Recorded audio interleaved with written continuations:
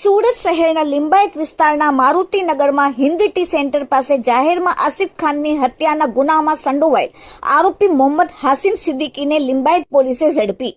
તારીખ 13/5/2026 રોજ લિંબાયત મારુતિનગર સર્કલથી નીલગિરી સર્કલ તરફ જતા મેઇન રોડ પર આવેલ હિન્દી ટી સેન્ટર આગળ જાહેરમાં મર્ડર જનાર આસિફ ખાન ઇશરત ખાન પઠાણ ઉંમર 26 ને તીસરો હથિયારો વડે તેના શરીરે બંને પગ, હાથ, કમર અને પીઠના ભાગે જીવલેણ ઘા મારીને મોત નિપજાવેલ હતા. તે અંગે ફરિયાદી જાફર અલી મોહબ્બત અલી શેખ ઉંમર 45, ધંધો વેલ્ડિંગનો અને રહેવાસી પદ્માવતી સોસાયટી લિંબાયત અને મૂળ વતન જિલ્લો ફતેહપુર ઉત્તર પ્રદેશ વાળાએ આરોપીઓ કલીમુદ્દીન સાહબુદ્દીન શેખ, શહેજાદ નસીમુદ્દીન સિદ્દીકી તથા મોહમ્મદ દિલશાદ રઈસ અહેમદ સલમાની રહેવાસી લિંબાયત વિરુદ્ધ સુરતના લિંબાયત પોલીસ સ્ટેશનમાં ગુનો નોંધવામાં આવેલ હતો. આ કામમાં લિંબાયત પોલીસે કલીમુદ્દીન સિદ્દીકી, મોહમ્મદ દિલશાદ સલમાની, મોહમ્મદ શહેજાદ સિદ્દીકી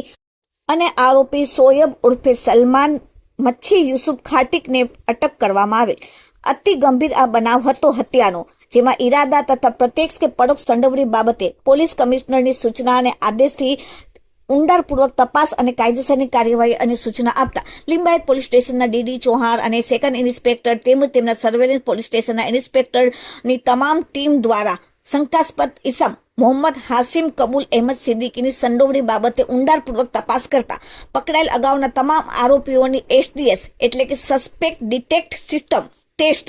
FSL સુરત ખાતે કરવામાં આવેલ. ત્યારબાદ આરોપી હાસિમ સિદ્દીકીનો પણ SDS ટેસ્ટ FSL સુરત ખાતે કરવામાં આવેલ. જે ટેસ્ટને આધારે FSL સુરતના અધિકારી દ્વારા આરોપી હાસિમ સિદ્દીકીનો પોલીગ્રાફ ટેસ્ટનો આગ્રહ રાખતા નામદાર કોર્ટ તરફથી પોલીગ્રાફ ટેસ્ટ કરવાની મંજૂરી મેળવી આરોપી Hashim સિદ્દીકીનો polygraph test FSL Surat ખાતે કરવામાં આવેલ અને તમામ તપાસના પાસાઓની ટેકનિકલ, સાંયોગિક, સાયન્ટિફિક પુરાવો એકત્રિત કરીને આરોપીની સંડોવણી હોવાનું જણાવતા તાત્કાલિક લિંબાયત પોલીસે આરોપી મોહમ્મદ હાસિમ કબૂલ અહેમદ સિદ્દીકી ઉંમર 44, ધંધો બિલ્ડરનો, રહેવાસી flat number 402, galaxy apartment, plot number 1-2, Bhavnanagar, Limbayat વાળાને આજરોજ તારીખ 3/8/2026 રોજ 12:45 વાગે લિંબાયત પોલીસે અટક કરેલ છે. આરોપી હાસિમનો સુરતના લિંબાયત, ઉધના અને ડિંડોલી પોલીસ સ્ટેશનમાં 12 જેટલા ગુનાહિત ઇતિહાસ ધરાવે છે. Bureau report, daily India TV, Surat.